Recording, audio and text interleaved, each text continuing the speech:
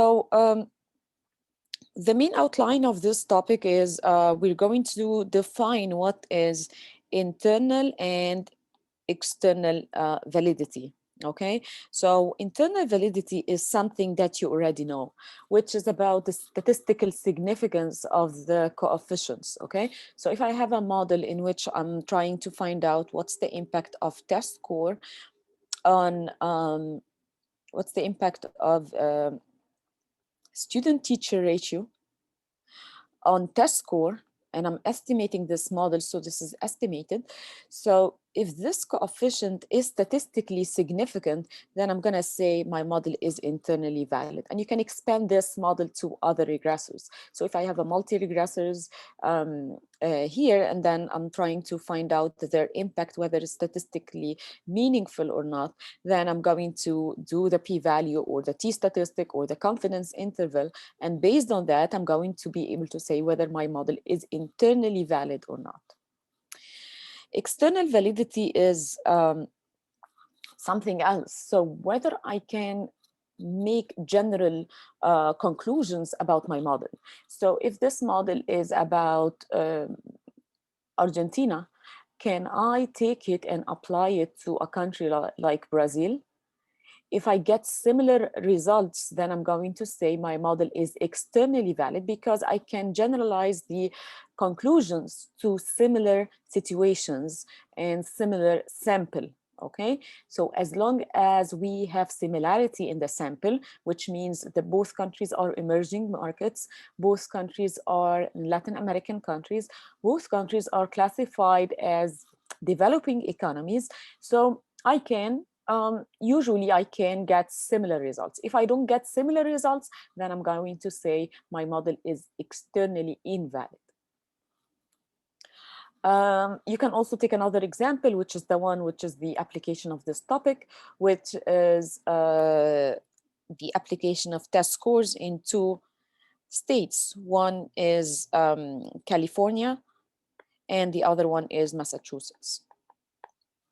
Okay, and whether these two samples are similar.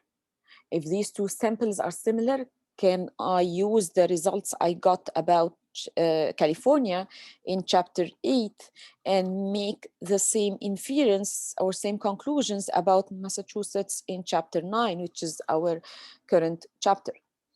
If I can get the similar conclusions, then my model is externally valid. So there are threats to internal validity as well as threats to external validity. The threats to internal validity, what can make my model internally invalid? My model can be internally invalid if I face any of these misspecification errors. We have already covered these misspecification errors in previous topics. Okay, if I have omitted variable bias, I forgot a variable that I'm supposed to add, then I'm going to create a bias in my estimated coefficients. If my model is supposed to be log and I used linear, it's supposed to be quadratic, I used linear, it's supposed to be cubic, I used quadratic, you know, then I'm going to have internally invalid model. If I have errors in variables, if I'm doing a survey and people, they don't actually mention exactly how much they earn in their income, then I do have errors in variables. If I downloaded data from the internet and I did a mistake in computing inflation, then I have errors in variables and so on. Missing data and sample selection, missing data can cause a problem. Missing data could be because let's say the household population survey is collected every 5 years, then I do have a gap, right, of 4 years between each and every survey. How this can affect my model. Sample selection, if I try to estimate this model for above average students, okay, how can this affect my estimation? Of course, it has an effect because I'm intentionally selected a sample of good or relatively good students, okay? And then simultaneous causality, if test score affects, if student-teacher ratio affect test score, then it could be also the case that low test score would affect how many students per one teacher. So it goes both ways. If I have any of these A, B, C, D, and E, or one of these, then I have threats to internally or internal valid model.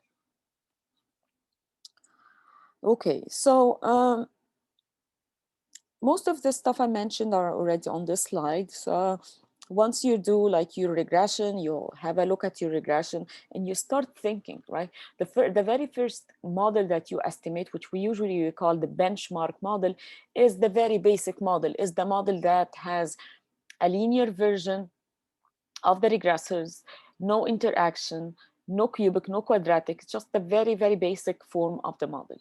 And in this very basic form of the model, I start looking at this multi-regression model and see and think, what are the possible threats that I might face? You look at a check, like you do a check mark, okay? You go over the threats here and make sure that you're not missing any of these. Okay, I mentioned that already. So statistical inference about causal effect are valid for the population being studied, or you can think about it as you have statistically significant coefficients. You don't have any internal threats to the model. External validity, if I can do a general comment or a generalize my results. I take a population related to Brazil. I choose similar settings, like say Argentina, and then I can make inference. Of course, in order to have externally valid model, I need to choose similar sample. I'm not using like Argentina results and try to find similar results in the US. Both are totally different countries in terms of the economic background, in terms of the political background, and so on. So to ensure that your model is externally valid, make sure that you use similar settings in terms of the legal, the policy, the physical environment, and other features that are in the current sample versus the sample that you want to compare with. So let's say if I have a model in which I'm doing a multi-regression analysis on, again, how student-teacher ratio affect test score. And we already have done this on California in chapter 8. We want to see whether the results I got in California can be generalized to Massachusetts. This is in 2019, this is in 2019. Okay, after I'm done with this state, how about Mexico? Can I compare it with Mexico? Of course, they are totally separate. These two, I would expect that my model would be externally valid because the Massachusetts state is very similar to California. Both are a state in the US. The changes in income of the family per student is not that huge, right? How about Mexico? It might not be the same setting, or it's not the same setting. So just forget about it. It would be externally invalid. So before you start comparing your model with other sample, you have to make sure that you have the same setting, okay? What about the legal requirements, special education? Do we have special education? Let's say in my country, special education is not that, unfortunately, it's not that important as it is in the US. Okay, so if I would guess the same would go for Mexico. Special education is the same, like is it given like high priority when for public schools or not? In my case, in my country, for example, in Egypt, it's not the case, unfortunately. So if I take this data of California, try to apply it for Egypt or on Egypt or Mexico, I'm not expecting similar results. Again, the different treatment of bilingual education, is it the same in California versus Massachusetts? Yes, might be similar. How about Mexico? I don't think they are similar. Okay, so before you start making inference about your model is externally valid or invalid, just make sure that you have similar setting. In terms of internal validity, okay, make sure that you pass all these different types of bias. Bias is the difference between beta estimated minus beta of the population. This gap is called the bias. So I might have a difference between my estimation and the truth because of 1, 2, 3, 4, 5 different sources of bias. So make sure that you go through these different specification errors and you pass these different specification errors. So you try to minimize the bias as much as you can. Okay, so let's start with the first one. Again, I want you to kind of the information so far is nothing new, just in terms of terminology about internal and external validity. But in terms of omitted variable bias, it's just something that we have already covered before. So when can I call it a bias? There must be two important conditions satisfied. The variable that I forgot has to be important to Y. It has to be correlated with the included variable or included regressor. So if both are satisfied, then I'm going to call it omitted variable bias. Okay, so every time I forgot a variable, I have to think about it in both ways. Is it important to Y? If it is not important to Y, then why I'm including it in the first place, right? So make sure that it definitely needs to be important to the dependent variable, but I hope it's not correlated with the included regressor, right? Because if it is correlated, I might introduce multicollinearity problem, and I'm going to mention that in details towards the end. So how can I find a solution for omitted variable bias? We can classify this bias in terms of two cases. If I can measure it or I cannot measure it.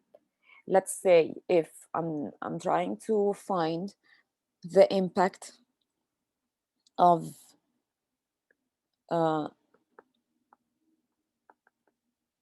education on wage, right? And again, assume this is an estimated model. I know that the IQ or the motivation of the worker, these are two important factors would affect the wage of the person. So how can I measure these? Of course, IQ is something that can have an index and can be measured. And if it is the case, then I can include it into my regression. So if I do have an index for that, I'm going to add it right here. Okay, so plus IQ index. What about motivation? Motivation is not that easy to measure, right? How can I measure the motivation of a person, of the motivation of the worker? So in this situation, this is unmeasured, but I can try to find an instrument or a proxy for it. I try to find a variable to represent it. Okay, so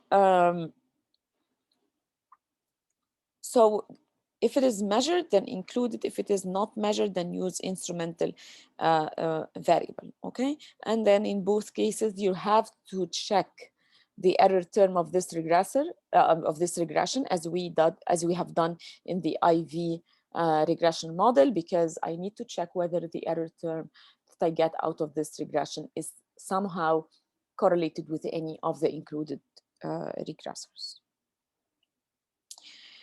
How about the wrong functional form? I might have a model in which it's supposed to be linear and I measured it and measure it as a log or interaction or quadratic or cubic or whatever. So you have to kind of try different variations of the model and see which one has the highest R square, as long as the dependent variable is the same unit of measurement. So if the wage is linear, then I'm going to compare wage with wage as long as they are both linear. But I cannot compare wage with log wage because the wage dependent variable cannot be compared with the log wage, right? Because they are totally different unit of measurements. So solutions for misspecification. If your dependent variable is continuous, then you keep trying different formats of the model that we have learned. We learned log models, interaction models, quadratic models.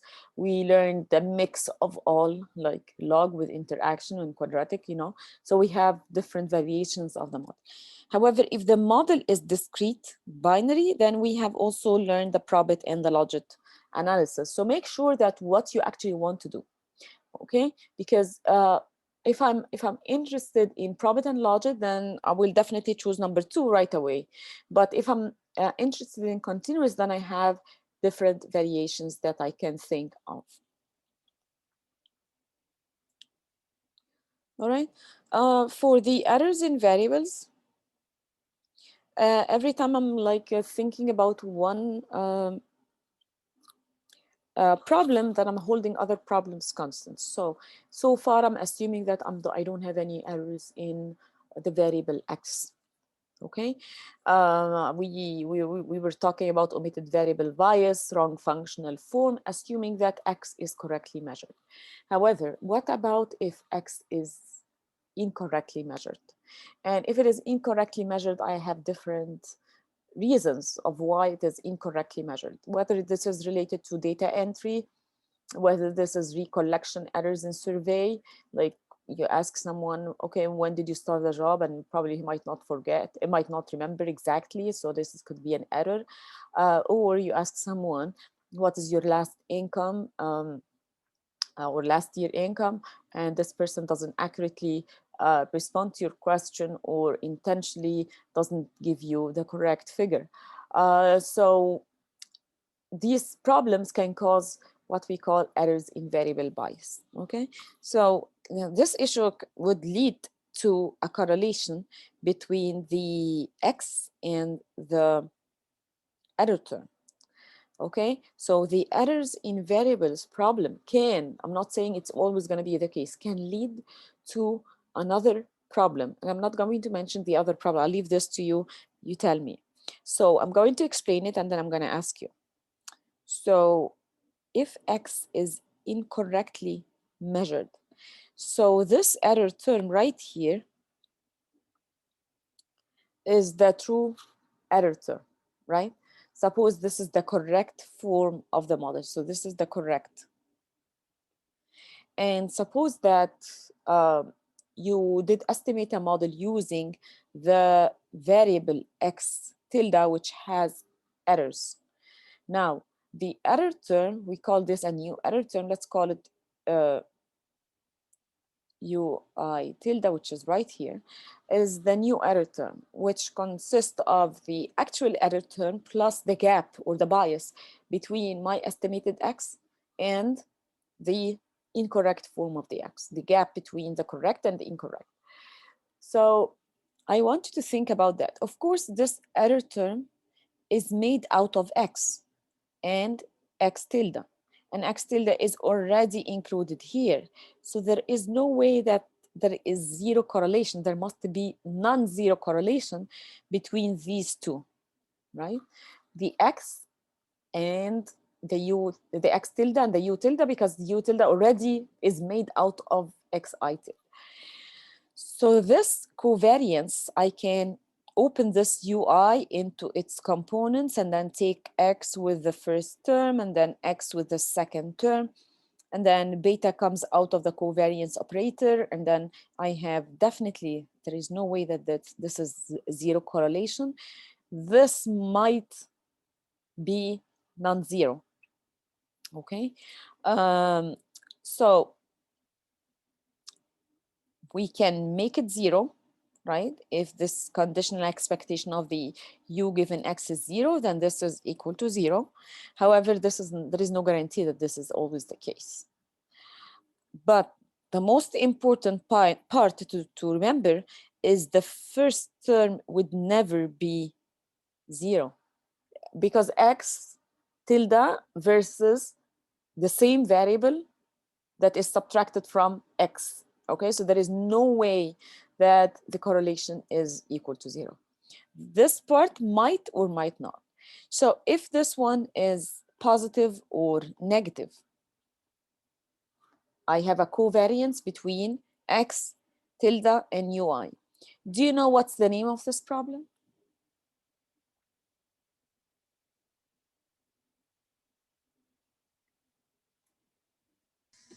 No. So every time I do have some connection between the x and the error term. Can you remember the problems that we have discussed? Multicollinearity, heteroscedasticity. Which one do you think?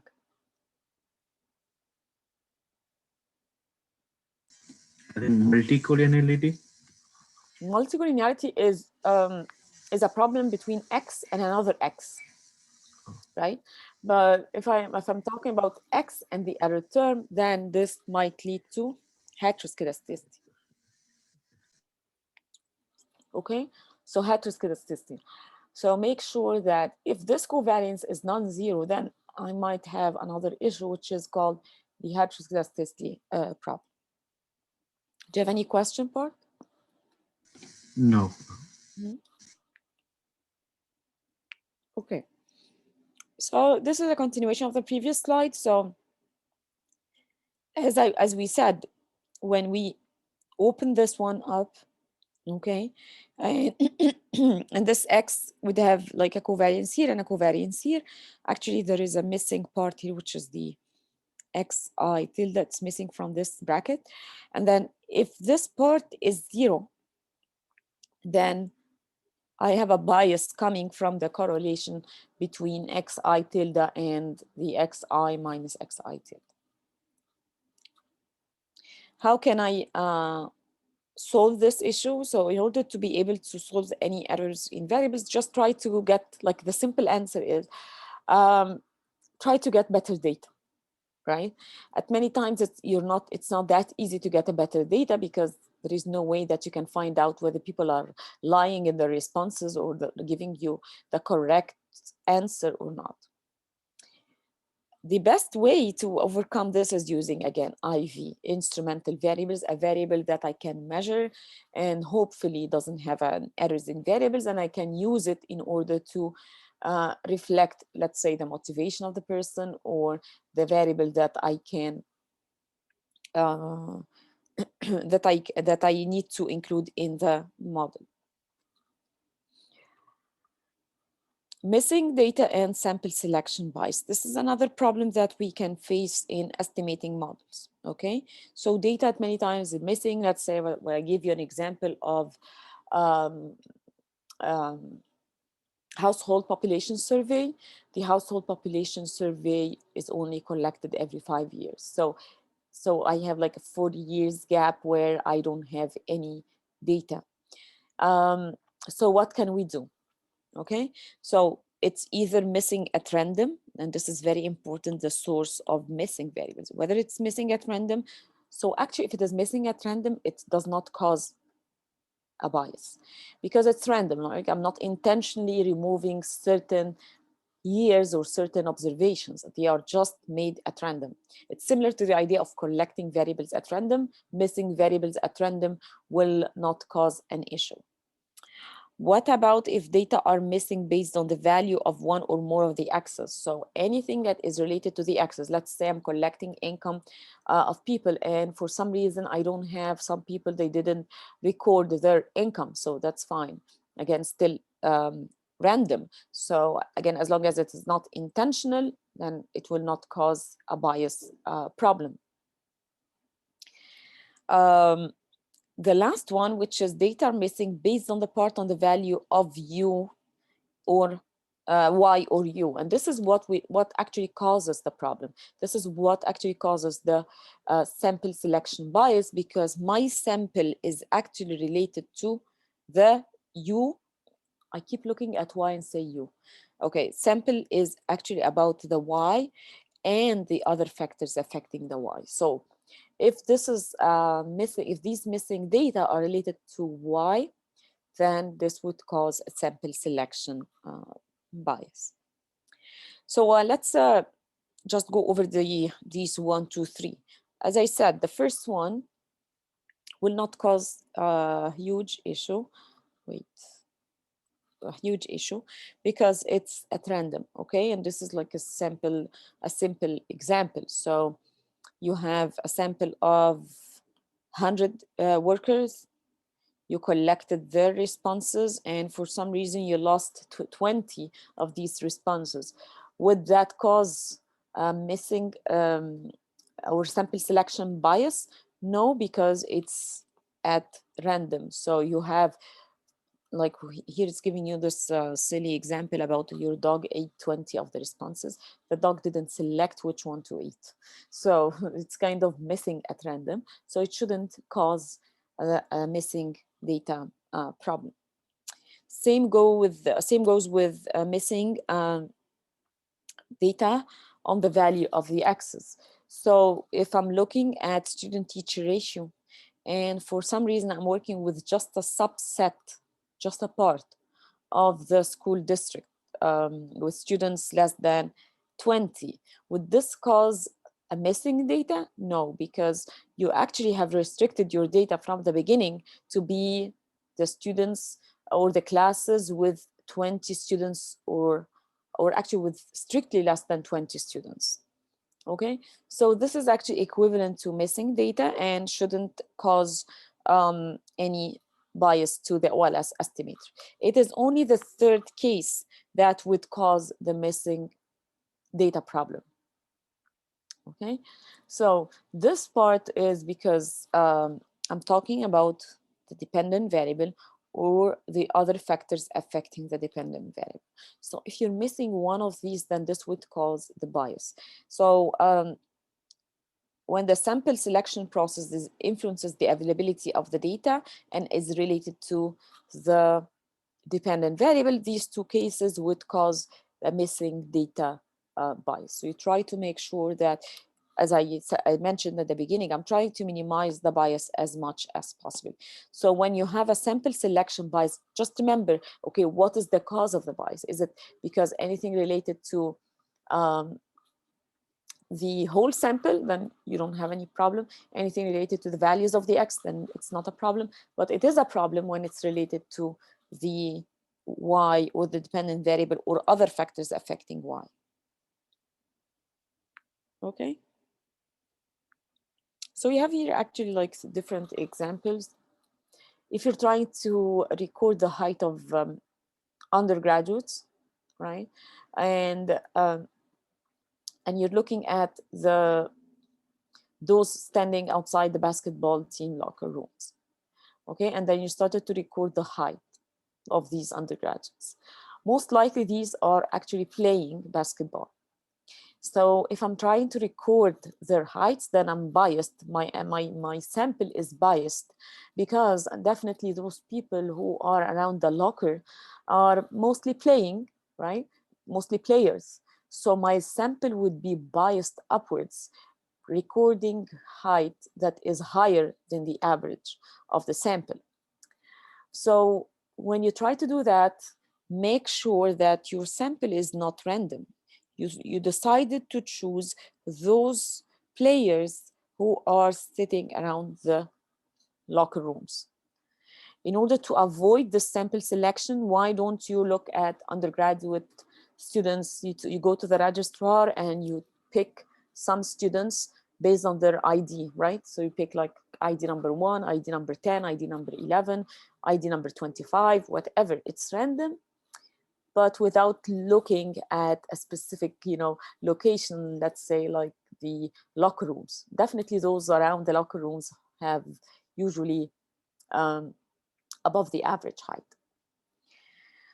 The other option or the other example is when you try to look at or try to answer this question: do actively managed mutual funds outperform hold the market funds? So in order to answer this question, you would do you're supposed to do a simple random sampling of mutual funds, right? And then you look at the returns over the preceding 10 years. Your estimator would be average 10-year return of the sample of mutual fund minus 10-year return on S&P. So you want to see how much they outperform over a 10-year return of an S&P 500. The question is there any sample selection? I want you to think about it. If you're looking at those outperforming, then yes, there is a sample selection. So similar to the idea of the basketball player. So I want you to look at this example right here. So this example is answering your the question. Now, I do have a return. This is your dependent variable.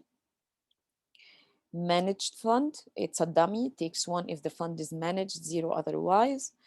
It is actually the case that the return of managed fund is greater, right? Is better than failed funds.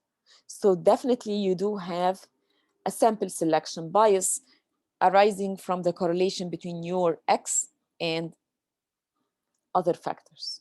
And other factors here that affect return. So you're creating a problem that might be called the heteroscedasticity problem if the variance of the error term is moving with the managed fund, right? Managed fund X, which is the variable. Okay, so make sure that when you try to select a sample, it's not a chosen sample, right? It's random as much as you can. Also,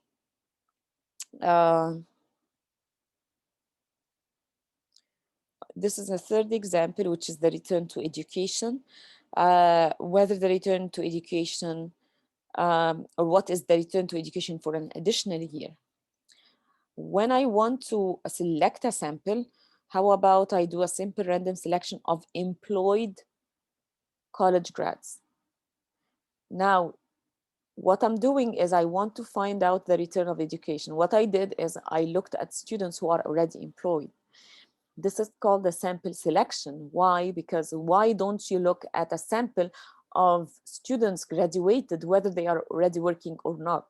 So you make sure that you avoid your sample selection, because now I selected people who are working, then definitely the return on education is high. Now, if I want to be more fair about this model, I have to be choosing a sample where I do have some students are working and others are not, because for those students who are not working, the return on education is 0, right? They are probably negative because they have paid and they haven't got any return. Yeah, they have paid for 4 years college, haven't received any return yet. Okay, so the answer or the solution to the sample selection for the 3 different examples we covered are right here. Okay, so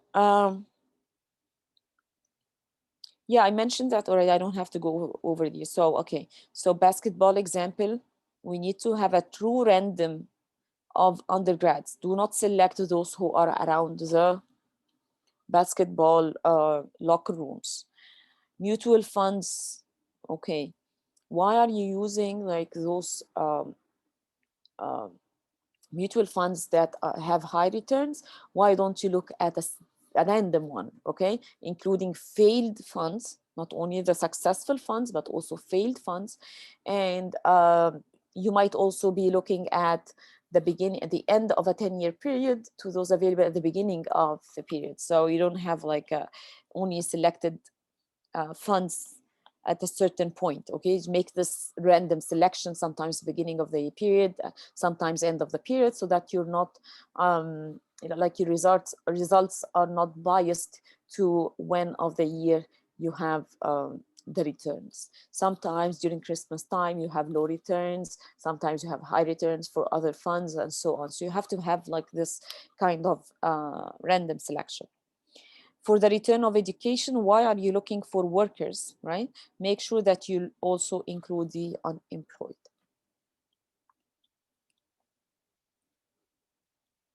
Okay. Any questions so far? No. Okay, great. For the simultaneous causality bias, we already know that every time we are talking about y and x, x affects y, but we never talk about that y also can affect x. We're removing this link from our consideration. However, in real life, it might be like a two-way relationship. So if I have test score as a function of student-teacher ratio, as you have in the example right here, class size effect, Every time we're saying it's negative. So the higher the class size, the lower the average test score. We start always from here and see the impact right here. But it is also the case that we need to consider the other way. So suppose that districts with low test scores are given extra resources. Okay, so you have performing very low as a district. We're going to be giving you some resources so that you can increase the test score by minimizing the student-teacher ratio. So it might also be another way, like test score has an impact on student-teacher ratio. So now we have simultaneous causality. This is the one that we usually study, but there is another one which is causal effect coming from X on Y. All right. If this is the case, then this would introduce another problem, which is correlation between X and the error term. If this correlation is not equal to 0, do you know the name of this problem?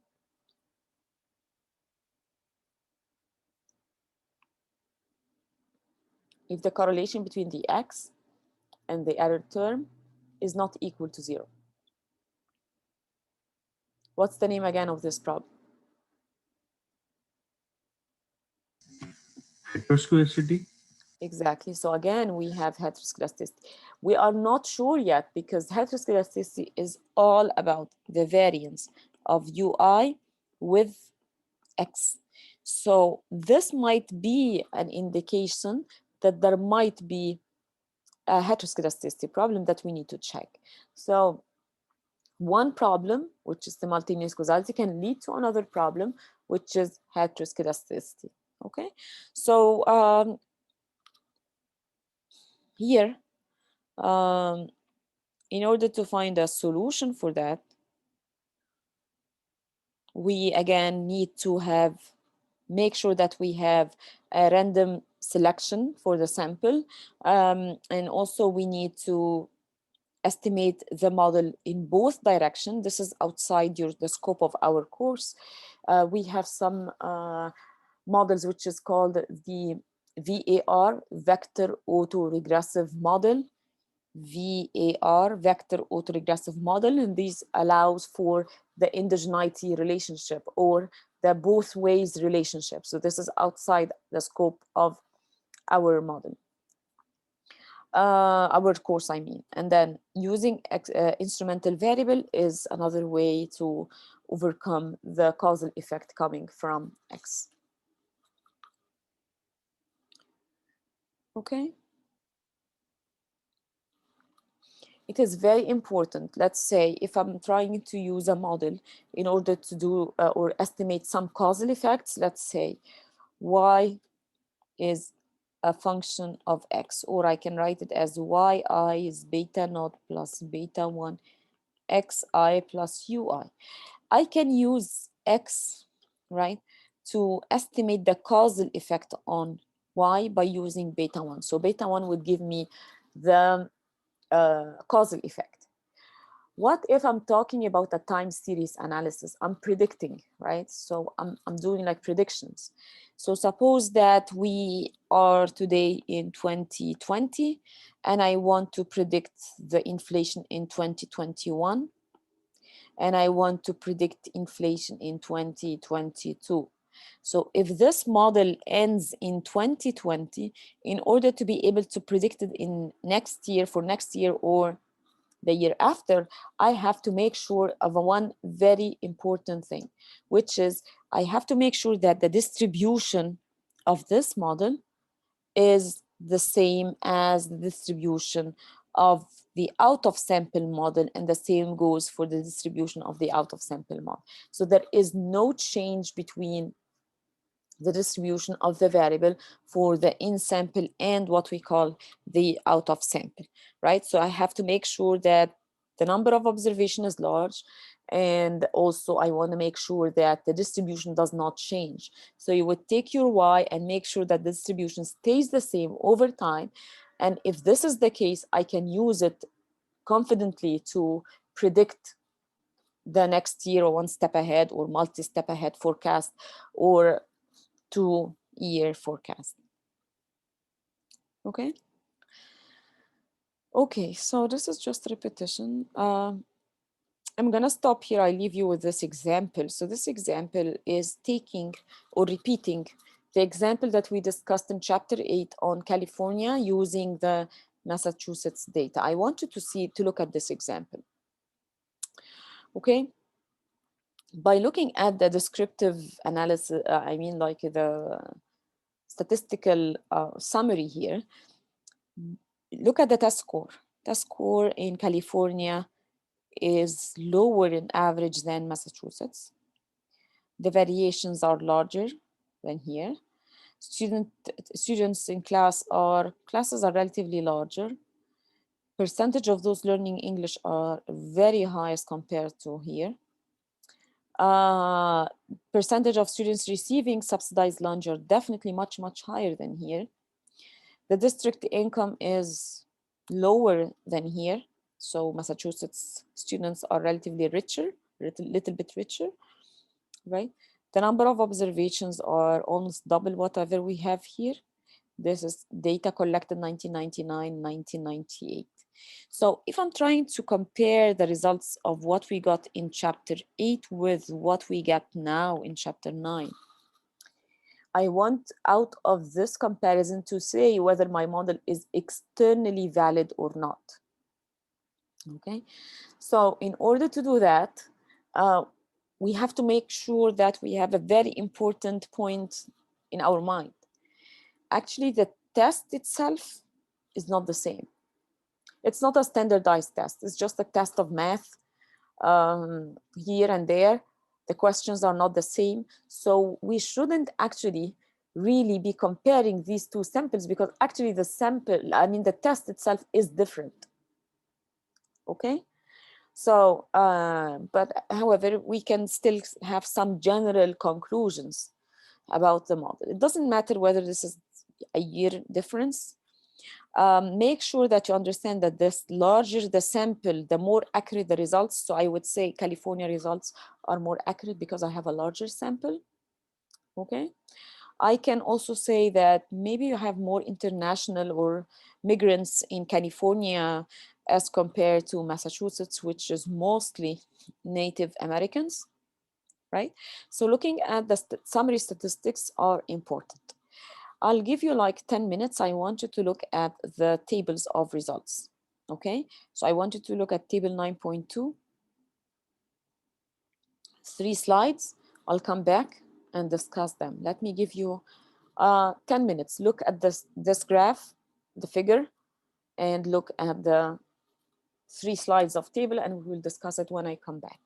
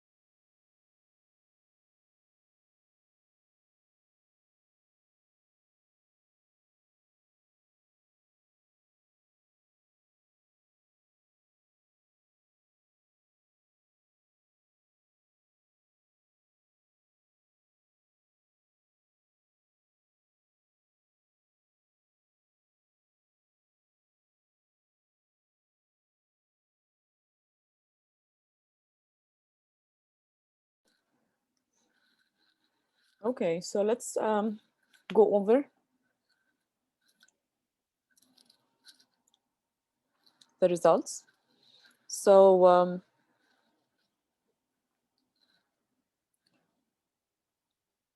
let's see. So let me ask you questions. Looking at this graph, do you think the best fit is linear, cubic, or linear log? What do you think? Let's start with Parth. Linear log. Yeah, right. So linear logs seem to be like more of a best fit for the observations we have. And cubic is fine. Maybe like they are kind of similar at lower district income, but at higher district income, I don't think that cubic regression is performing well. Okay, so looking at the results of the table, of course, as you can see, each coefficient has its standard error in between brackets. For all the regressions, those are different specifications. For all the regressions, the impact of an additional student in class reduces the test score by a range that starts from the highest, as we can see, is 1.72, all the way to the lowest is 0.64, right? This is insignificant, so you don't have to analyze this one. This one is insignificant. So if you're choosing between different specifications from 1 to 6, then you drop 4 because 4 doesn't seem to be statistically important. We have different specifications. Let's say here in model 1, we don't have any nonlinearity, we don't have anything. Number 2, we're adding the percentage of students learning English in and also some economic background of the student, right? In number 3, we're adding district income. In number 4, we're adding nonlinearity of the student-teacher ratio. Actually, you know what? I made a mistake. So wait, so this actually, whether this is statistically significant or not, let's look at the F statistic. Okay, so the F statistic, what do you think, Dan? Okay, so Dan is going to answer this question. What do you think about the inclusion of STR squared and STR cubed? Do you think it's important? Do we need to have some nonlinearity of the student-teacher ratio?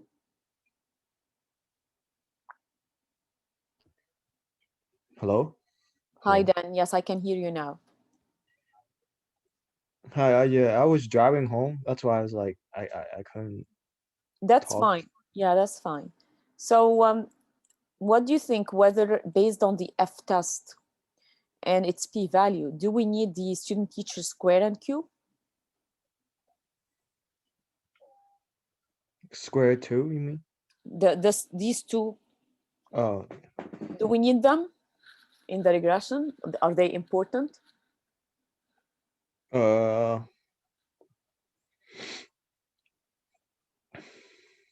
This is the F statistic, and this is the p-value of the F statistic. I think if you have the F statistic and then What you do you need think? the STR squared. So looking at the p-value of which is 0.641, what do you think it says? It's close to 1. Yeah, let's say it's 64.1%. So what does it imply? Not equal to 0. They are almost equal to 0, right? Yes. So they are insignificant. So basically, we don't need them. Right? So based on the F statistic, I would say there is a 64.1% probability that STR r square and str cube are equal to 0. So it's a very high probability. So actually, I'm not going to include them in the model. So when you go back to this model, right here, we said, I don't need this, I don't need this. And actually, it made the linear part also insignificant.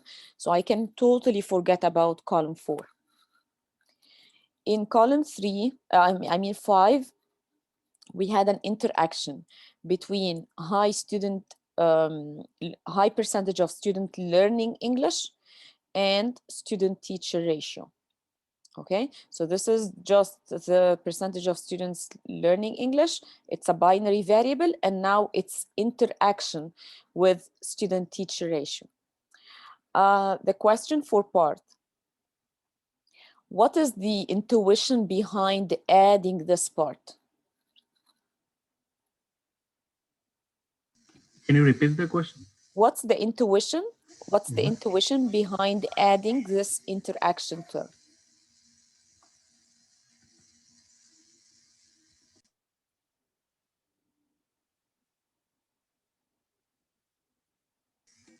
To help better predict the relationship? Yeah, but what's the idea of having an interaction term?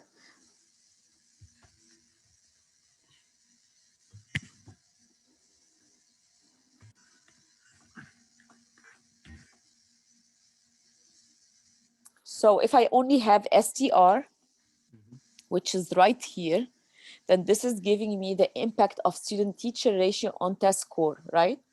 Yes. Now, could this effect of STR on test score be affected by how many students are still learning English? Yes. Exactly. So this is the intuition of adding this interaction term. I want to see whether the impact of STR on test score is affected by how many students are still learning English in class. Oh. Do you get that? Yeah, I get it. So we also have,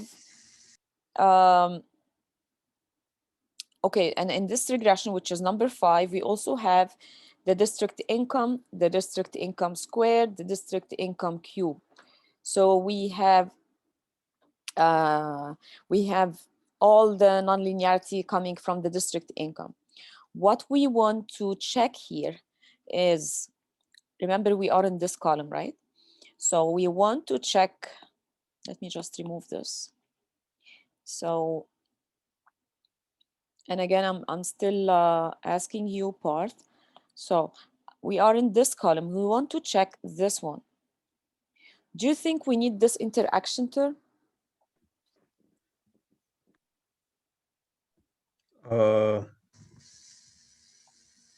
The 4.0.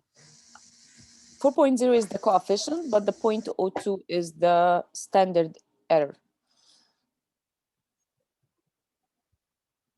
You said, what was the question? The question is actually for parts. You're done. Oh. So part, the interaction term based on the p-value, do you think we need it? No, So tell me why. because the p-value is close to 0. Remember, this p-value, this is the F statistic and the p-value, right? So this p-value is around, if I multiply it times 100, right? So 1, 2. So it's 2%, right? So there, are you with me? Yes. Okay. As you can see here, the p-values are given in parentheses under the F statistic. So the 2%, is this 2% high or low? I just, I want you to notice that this p-value is in between the 1% and the 5%. So my conclusion would depend on which significance level I'm using. If I'm using the 1%, I'm going to say, okay, the 2% is higher than 1%. There is a high probability that these are equal to 0, then I will forget about them. However, if I compare it with the 5%, then I'm going to say, okay, the 2% is lower than the 5%. And if it is lower than the 5%, there is a low probability that these interaction terms are equal to 0. Then I'm going to keep it. So remember that anytime you're analyzing any interaction term or analyzing any coefficient, you have to make sure to be very specific about what is your significance level. Here is one of the cases that my answer would, like I might have different answers from different students, depending on what is the benchmark that they are using, what significance level they are using. So here it's 2%, meaning that it's higher than 1%, high probability that this interaction term is 0. And in the meantime, there is a low percent, which is less than 5, which is saying that basically keep it. Do you get that? Yes. Okay. Now, what do you think about here? Do I need to have nonlinear terms for the income? How about Robert? Robert, you just joined us. I did. Hello, everyone. Okay. So what do you think about based on the F statistic of income squared and income cubed? Do we need to have these nonlinear terms? I'm probably not the person to ask right now. I'm going to be honest with you. I know you had mentioned reading the PowerPoint prior. I've been pretty busy with work, so I'm just joining now. I haven't had a chance to read anything else. Yeah, so this you actually don't need to read the PowerPoint to answer this question. It's just about the p-values. So based on the p-value that you see on the bracket, which is 0.003, do you think you need to keep the squared and the cubic terms, or you can remove them?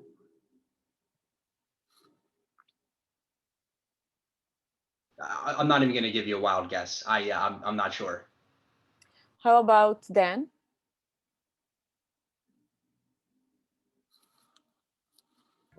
Yes. Do you think you need to remove them or keep them?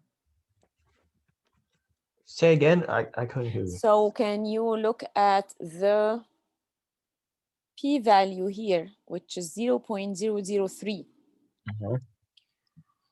This would answer the question of whether I need to keep income squared and income cubed. Do you think based on this p-value, do you keep income squared and cubed or remove them?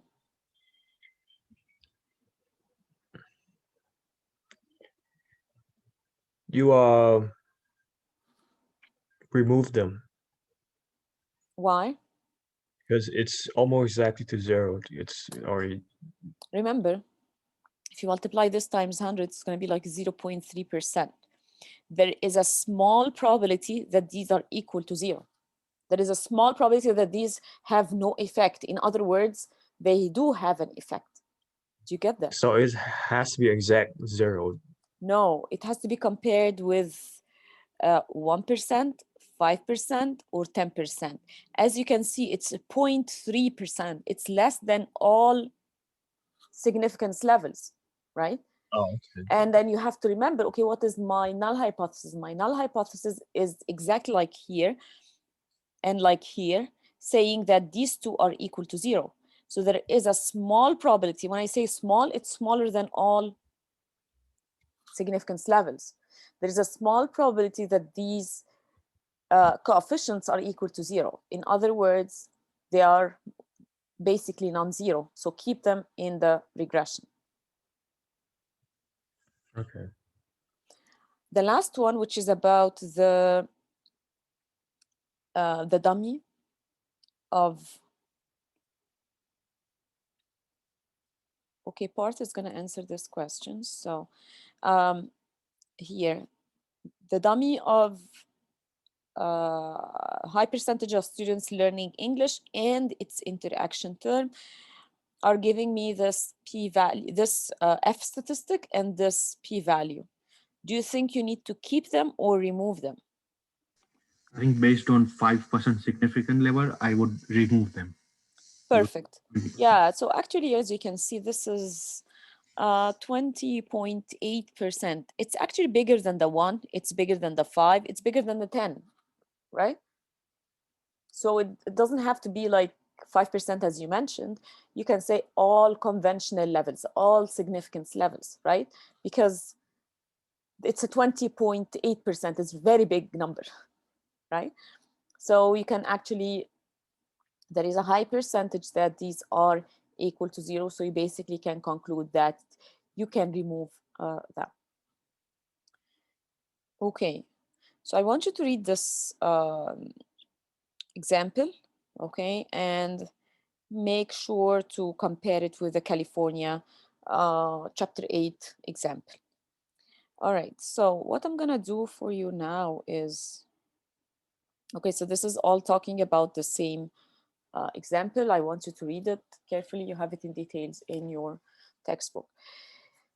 Before I finish this topic, I just wanna talk about something very important, which is related again to the specification errors, which is our topic. So, I don't know what to name this, but let me say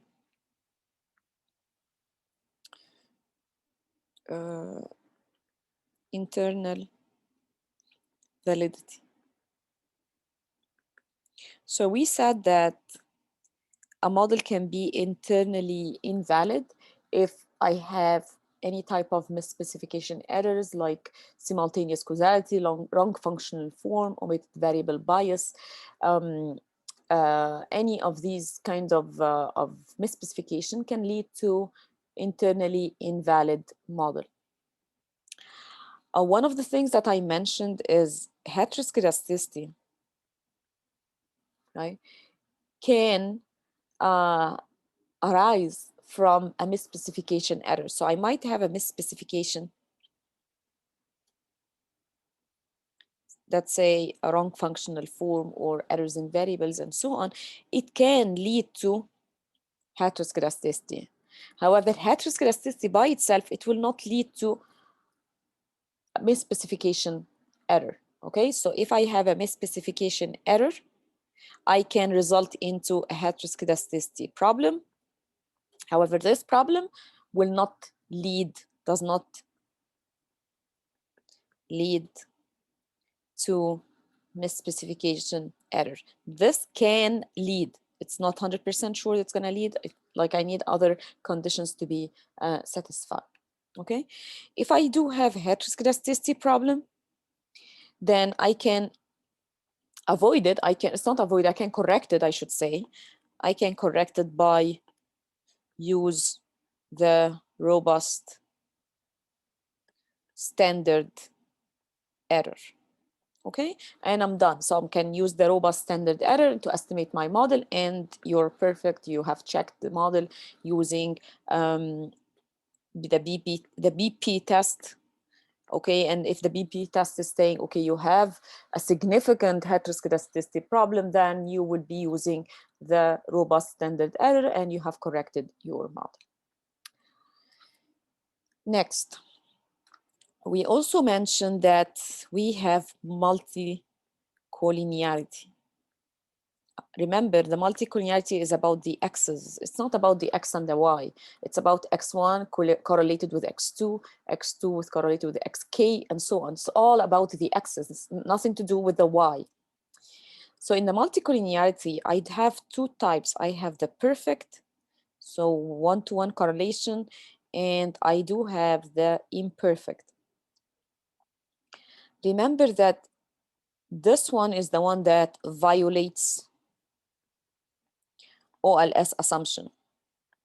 Okay, because the OLS assumption is actually talking about the perfect multicollinearity. It's saying that if you have perfect, then this is will lead to internally invalid model. So in real life, I hope that we're not going into the mistake of the perfect, because a perfect can be repeating a variable twice. So if you repeat x1 and x1 on the same model, or you do the omitted variable trap, OVT.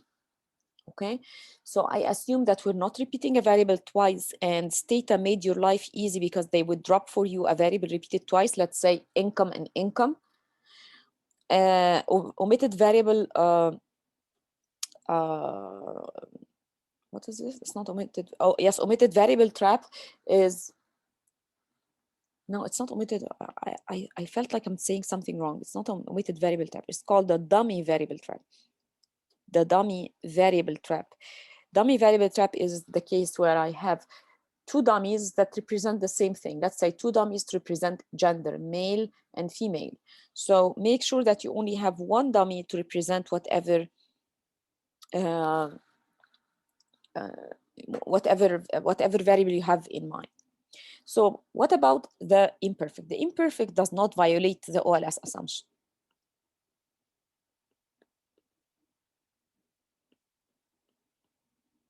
Okay, however, okay, like OLS allows for imperfect. However, it creates a problem, right? So it creates some problems in my estimation. These problems is mainly affecting the standard error of the coefficients.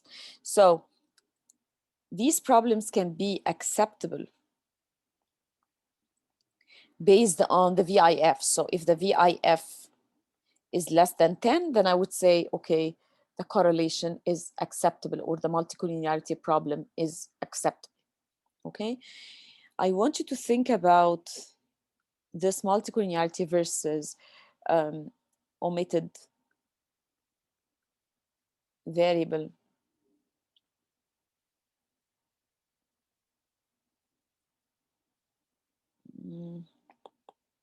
Okay, just a second. I don't know what's going on.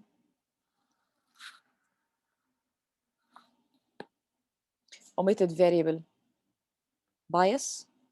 Okay, the omitted variable bias is you forget an important variable to add into your regression. Okay, and this definitely violates OLS assumption. It's actually a serious problem as compared to just multicollinearity. And it's a serious problem. I want you to notice that this might be acceptable. I do have a certain range of accepting multicollinearity problem. Here, I don't have any range, no range. It's yes or no. I have a problem or not. So make sure that if I have to compare between omitting a variable versus multicollinearity is less of a serious problem because I do have a certain range that is acceptable of the problem. But omitted variable bias, I do not have this luxury. Like I don't have this luxury of accepting the problem within a certain range. It's yes or no. So let's see. I want you to think about multicollinearity versus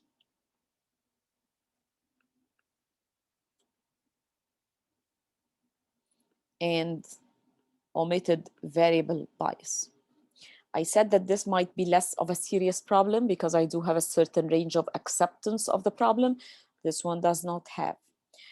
I want you to think about, you have a model like this, yi is equal to beta naught plus beta 1, xi plus ui. And these are the set of other factors. Assume that one of them is called zi. So the zi is just another factor that I forgot to include into my regression. So whether zi would cause omitted variable bias or no depends on different cases. So case number one, if zi is important or correlated with x, and it's correlated with y. If it is correlated with x and correlated with y, then if it is correlated with x, then I have multicollinearity problem, imperfect. If it is correlated with x, then I do have omitted variable bias because the two conditions of omitted variable bias are satisfied. I need to have the variable important to x and important to the dependent variable. So I do have omitted variable bias. Here, omitted variable bias is a real problem. Okay, so how can I correct this issue? I need to add z in the model. So I have to correct the model and say, okay, beta naught plus beta 1 xi plus beta 2 zi, take it out of the error term, and I have the error term here. So despite the fact that these might be correlated, okay, if I don't include it, I will run into a more serious problem, which is omitted variable bias. So simply include the z, live with the problem or live with the consequences of the problem of multicollinearity, right? And instead of the problem of omitted variable bias, because the two conditions are satisfied. And I want you to note that the standard error might get smaller with the inclusion of z. Since zi is correlated with the y, so including zi will decrease the sum of the squared residual of the regression, SSR of the regression, which would lead to smaller variance and reduces the standard error of the beta hat J. And I want you to remember that the standard error of beta hat J is equal to the SSR over n minus k minus 1 over the variance of xj. So if this gets smaller, then the standard error gets smaller. So including the z might, yes, lead to some imperfect multicollinearity, but however, the advantage of including it way much higher than the disadvantage of removing it, which is actually the disadvantage is mainly the omitted variable bias. I have a second case in which the zi has no correlation with x, but has a correlation with y. Now, if I include z, as long as it has a correlation with y, then definitely including zi into the regression, as long as it has a correlation with y, then definitely would lead to a smaller sum of the squared residual and accordingly smaller standard error of beta hat j, okay, which is good. It will not lead to any multicollinearity problem, no multicollinearity, because they are not related. Case 3, how about if zi is correlated with x, but has no relation with y, right? So here, as you can see, why should I include a variable that is not important to the y and causing multicollinearity? So you can think of this one as multicollinearity at its worst, because it's actually including a variable that will not lead to a smaller SSR, that will not reduce the bias, but it will increase the VIF, the variance inflation factor. So the best decision would be exclude ZI from your model. Do not include it. Why? Because adding ZI will cause problem. Number one, it will not reduce SSR. It will not reduce the bias. It will increase the VIF of the model, right? Which is, or the error of the auxiliary regression of X on Z would be actually high. So that means that I actually don't need to include it, just exclude. The last case, which is case number 4. Now I have ZI has no correlation with X. So no multicollinearity. I have ZI that is not important to the Y. So why I'm including it? It's not important to the Y. And this is actually good, right? It's not correlated with the X, but Why should I need it in the first place if it is not important to the y? So it doesn't matter much what you decide by the end, because including it or removing it will not affect my estimation. It will not affect the SSR of the regression. It will not affect the correlation with the X and so on. But remember, it might affect the degrees of freedom, because I will be estimating an additional coefficient. So the n minus k minus 1 would be affected. This k would be higher as I include z. So let's say I have only 2 x's. Now I'm including z, then I have 3. So it might affect the degrees of freedom. It will actually affect the degrees of freedom, right? But including it in the model, it will not affect the standard error of the beta. It will not affect, because here, so, okay, so here, no change in some of the squared residual of the model, right?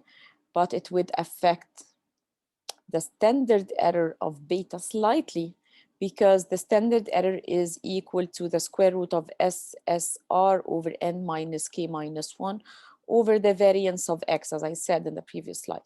So this one would be affected, right, including disease, but slightly affected. If I have a large sample, n minus k minus 1, it will not be highly affected. So if I have n equal to 1000, right, and if k is equal to 2, and if I include the z, now it's equal to 3, and the 1 is for the intercept. So 1000 minus 2 minus 1 is not highly different from 9000 minus 3 minus 1, right? So there is no huge issue if I have a large sample. If you have a small sample, then yes, it would be an effect. All right, so I'm gonna end here. If you have any, do you have any questions?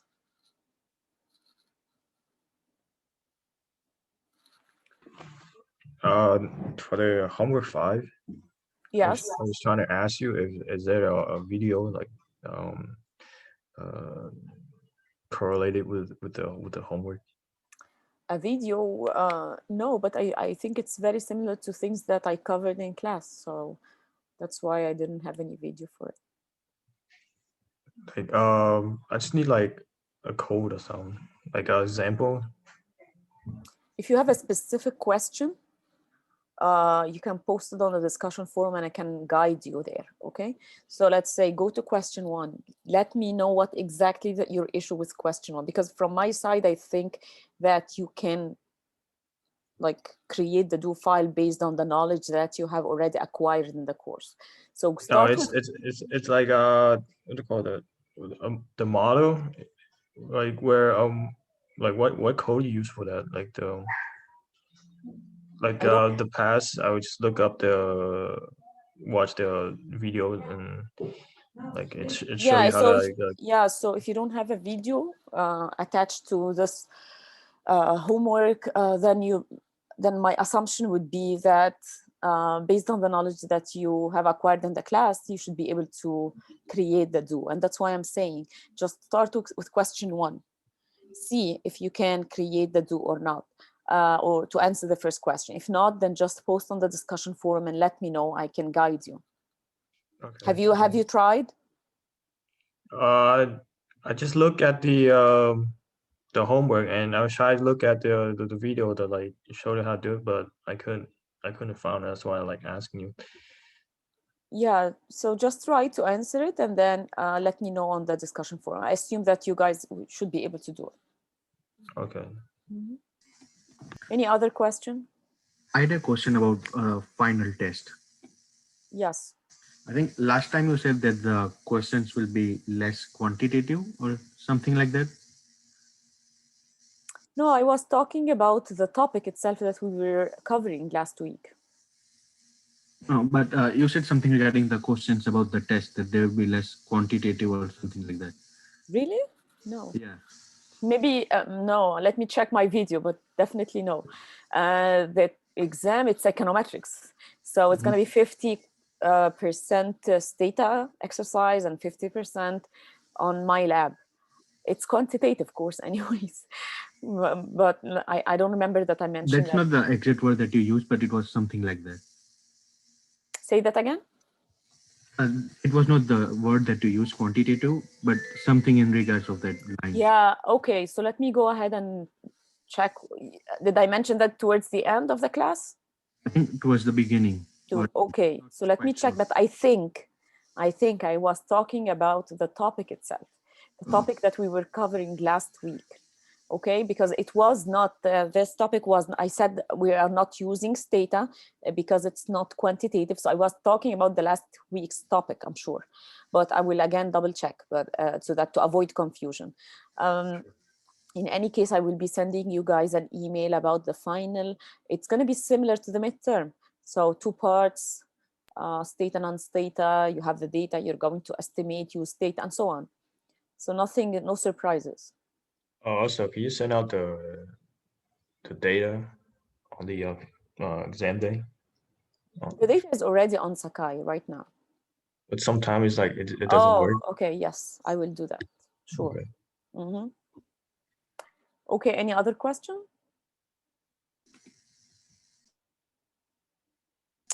No, that. Okay, so as I said, I'm not planning to hold a lecture next week unless you guys like have questions or you want a review session. And if this is the case, I would wait for your email by Wednesday saying, okay, I would like to have a review session on this topic and this topic and this topic, or this code and these questions and, you know, things like that. You have to be very, very specific about what you want me to go over. So I'll wait for your email by this Wednesday, 11:59 p.m. To decide whether we're going to hold a review session on next week, Monday or not.